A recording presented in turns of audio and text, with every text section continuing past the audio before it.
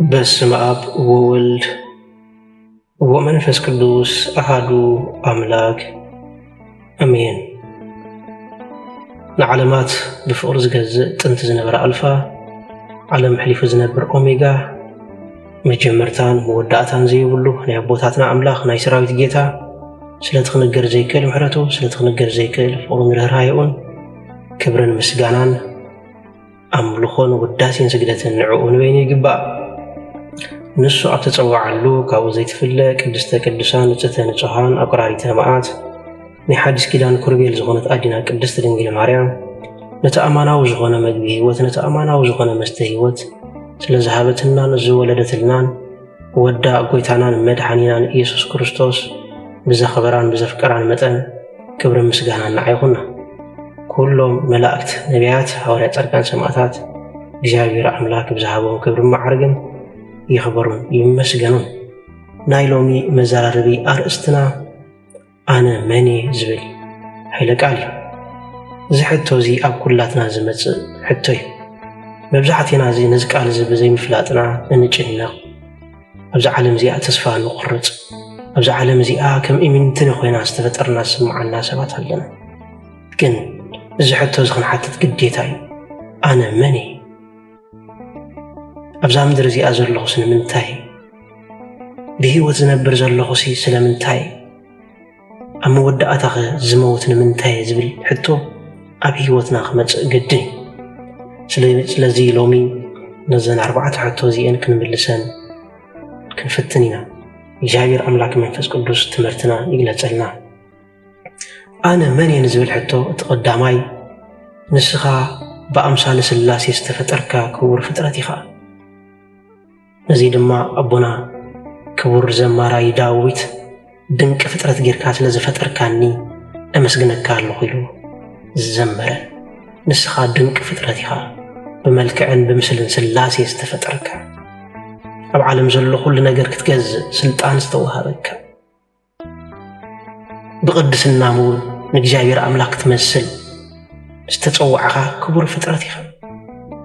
ስለዚ ንስኻ እምንትኒ ኣይኮንካን። ንስኻ ብኣምሳለ ሥላሴ ንስኻ ብመልክዕ ናይ ሥላሴ ዝተፈጠርካ ክቡር ፍጥረት ኢኻ። ንስኻ መንፈስ ኣምላኽ ዝተመልአኻ ህያው ፍጡር ኢኻ። ንስኻ ሕማቕን ጽቡቕን ንምፍላይ ሕልና ዘለካ ኣብ ውሽጥኻ ብዝነብር ናይ እግዚአብሔር አምላኽ ረድኤት ናይ መንፈስ ቅዱስ ሓላውነት እትነብር ፍጥረት ኢኻ። ንስኻ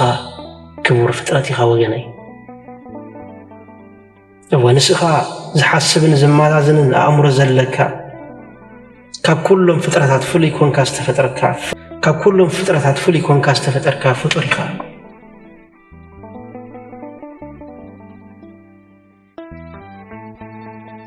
ንስኻ ነፃ ፈቃድ ዝተወሃበካ ፍጡር ኢኻ።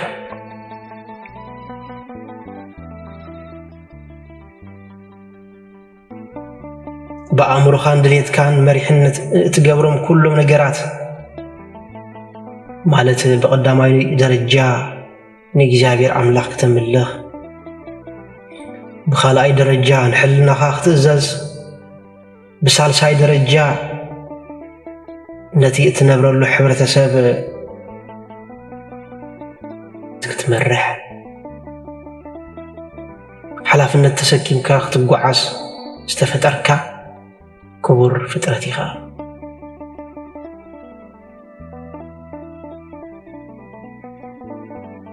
ንስኻ ኣብ ገዛእ ርእስኻ ሓላፍነት እትወስድ ክቡር ፍጥረት ኢኻ። ንስኻ ድሕሪ ሞት ንዝህልወካ ህይወት ኣብ ቅድሚ እግዚአብሔር አምላኽ ንእትቕበሎ ዋጋ ወይ ድማ ኣብዛ ምድሪ እዚ ብዝገበርካዮ ግዜ ብዝሰርሓኻዮ ስራሕ ብልክዑ ዋጋኻ እትቕበል ሓላፍነት እትወስድ ፍጥረት ኢኻ።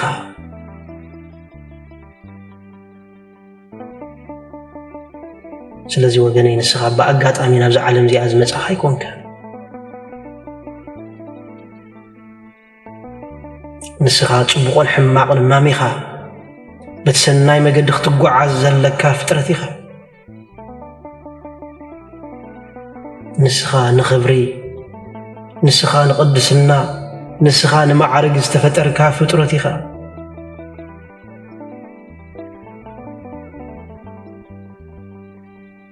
ስለዚ ወገነይ ብግዚያውን ብዘይ ጥቕምን ነገራት ተታሊልካ ህይወትካ ከተማስን ህይወትካ ናብ ቁልቁል ክትወስዳ ኣይግባእካ ምክንያቱ ንስኻ ክቡር ፍጥረት ኢኻ ናብዚ ዓለም እዚኣ ዝምጻእካ እግዚአብሔር ኣምላኽ ኣባኻ ዕላማ ኣለዎ በኣኻ ገይሩ ዝሰርሖ ነገራት ኣለዎ ስለዚ ንስኻ ክቡር ፍጥረት ኢኻ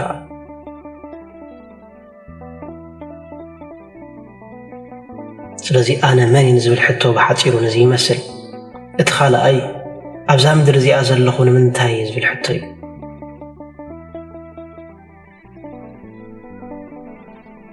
ኣብዛ ምድሪ እዚኣ ዘለኻ ወይ ኣብዛ ምድሪ እዚኣ ዝተፈጠርካሉ ምኽንያት እግዚአብሔር ኣምላኽ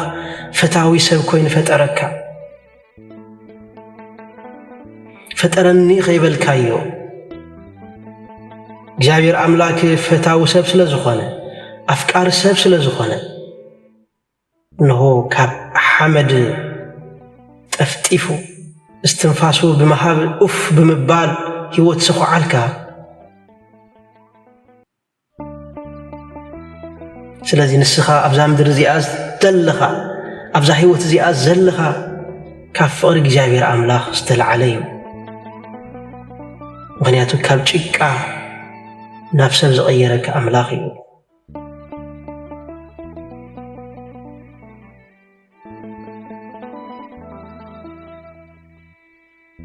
ስለዚ ኣብዛ ምድሪ እዚኣ ዘለኻ ንእግዚአብሔር ኣምላኽ ብምስማር ንእግዚአብሔር ኣምላኽ ብምሕጓስ ዘለዓለማዊ ደስታን ዘለዓለማዊ በረኸትን ካብ ኣምላኽ መታን ክትማቐል ኣብዛ ህይወት እዚኣ ኣብዛ ምድሪ እዚኣ ኣለኻ ወገነይ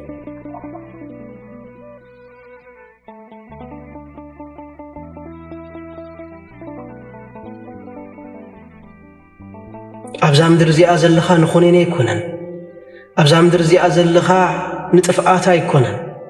እኳ ደኣ ብትሰርሖም ናይ ጽድቂ ስራሓት እግዚአብሔር ኣምላኽ ኣብ ህይወትካ ሙሉእ መጎስን ኣብ ህይወትካ ሙሉእ ደስታን ክህበካ ፍቃድ እዩ ነገር ግን ብመገዱ ክትመላለስ ይግባእካ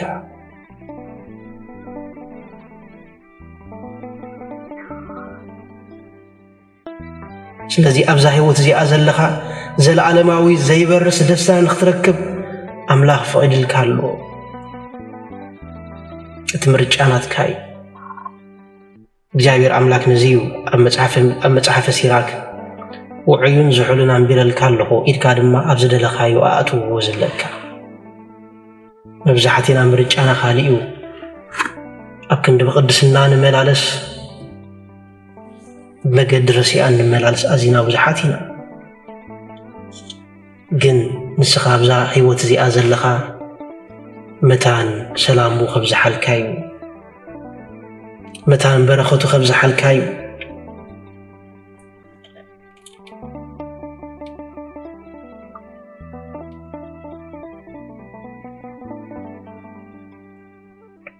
ከምኡውን ሳልሳይ ሕቶ ዝመጽእ ብህይወት ዘለኹ ንምንታይ እዩ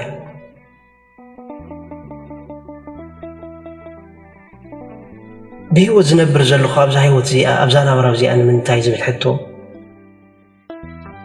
ብህይወት ትነብረሉ ዘለኻ ዕላማ ንዓኻን ንኻልኦትን ዝኸውን ቅዱስ ዕላማ ንኽትስከም እዩ ናይ እግዚአብሔር ኣምላኽ ሰናይ ውህበት ኣብዛ ዓለም እዚኣ ንኽተስተማቕር እዩ ኣብ መዝሙረ ዳዊት ምዕራፍ 34 ፍቕዲ 8 ከም ዝብላ ይለቃል ኣሎ እግዚአብሔር ኣምላኽ እግዚአብሔር ሰናይን ጥዑምን ምዃኑ ቅመሱ ይብለና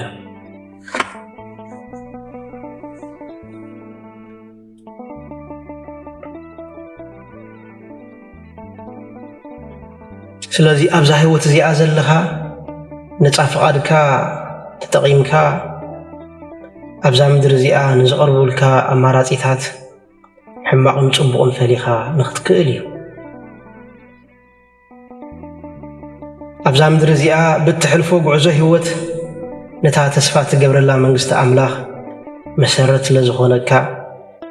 ገነቱን ሲኦልን መሪፅካ ንኽትክእል زوهبك عدلي أبزا هيوت زيها بهيوت من باركا نعخان تولد خان زخون سنة علامان فسيم كامتان كتحلفيو أبزا هيوت زيها بهيوت زلخا نايتلو أخوها صنعاتن وصيتن نتحجي تقبرو هيوتن سمايون نابران زوسني وجني سلازي بهيوت زلخا بعلاماي مبر رابع نريو سلمتاي خزموت اتمتلو مخنيات كالا ايكونا نابز حاشا نابرا نختسقاقريو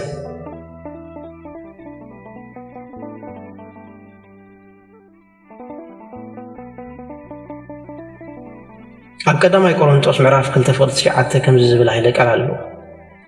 عين زي رأيه إذن زي سمعه قبل بسبب زي تحاسبه جاير أملاك نتنزف كروه كرم عالم مفتاره أداري له مهلو يبلنا سلازي نسخة كابزا هيوت زياد تحلف التموت زحاشنا برامتان كتنبريها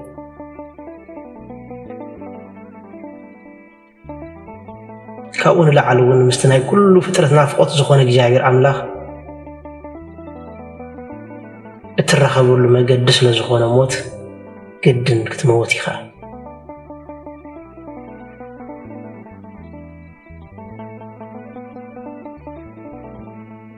كما أون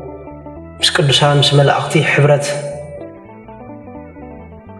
اترخبوا له قعزيو موت مسغاغريو يعني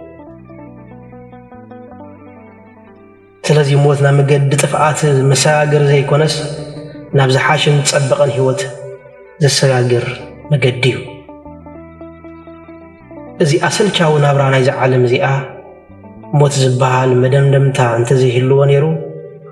هيوت ازيا اسلچاوت مخونت نيرا سلازي موت نابز حاشن نابرا اتسغاغرلو مدرخ وغني موت نايزل عالماوي نابرا أفدقيو سلازي أفز مدراوي هوت نابزي حلف زل عالماوي هوت بموت أبيلنا مسبقارنا ناي قدنيو أبقو مس كريستوس مخان دما كاب كل نلعالي زحاشن زبلتاني وقناتي نزيد ما حواري قدس باولوس أفليبيتيس معراف حادث غلي إسران سلستان بخلت نجار يجنق الله قيبل نجار قلنا عايز حشني كابز عالم زي أمس نباتيو كابز عالم زي بموت محلافيو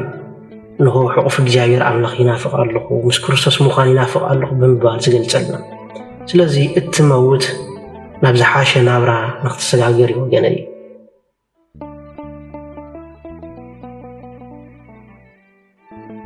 أركان كابز عالم زي مرحق موتهم نخك على أف زمنيو زنبرو كابز تلعليو نموت زفرح وقنا نتسمايو كبري زي تلالو وطرايم وقناتي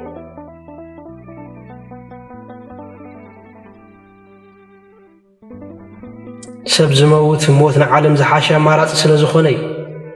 سب انت زي موت نيرو زي عالم زي انت كم تخون كم تخل بقماتو زي تقدم يكون بقليلو كوا زعلم زي مرقص اقري اي مترخبان نيرو سلازي نزمت تولدي سفران مدلاو نوس وكف تولدي بموت كحلف قدني نقرقن نايموت علاما مسك جاير املاخ نزل عالم من باري سلازو وقني نسخا ابزع عالم زي زلخا أبز عالم زي تنبر زلخا استفتر كارلو مخنيات بيهوز زلخالو مخنيات اتمتولو مخنيات نزنزر آنين نقرات بحتر زبالي يمثل جابر أملاك منفس قدوس عين اللبونا نابريهو كابست مهارنا يو تمرتي سالاسا سلسا 100 أفري ناي منقستو ورست خنكون قدوس فعالي خنالنا نزنبرنا قزيه باريخون قديسون سلزهابنا كبرن مسجانان أملوخون وداسين سجدتن نعوون بيني قبا وسبات لإجابير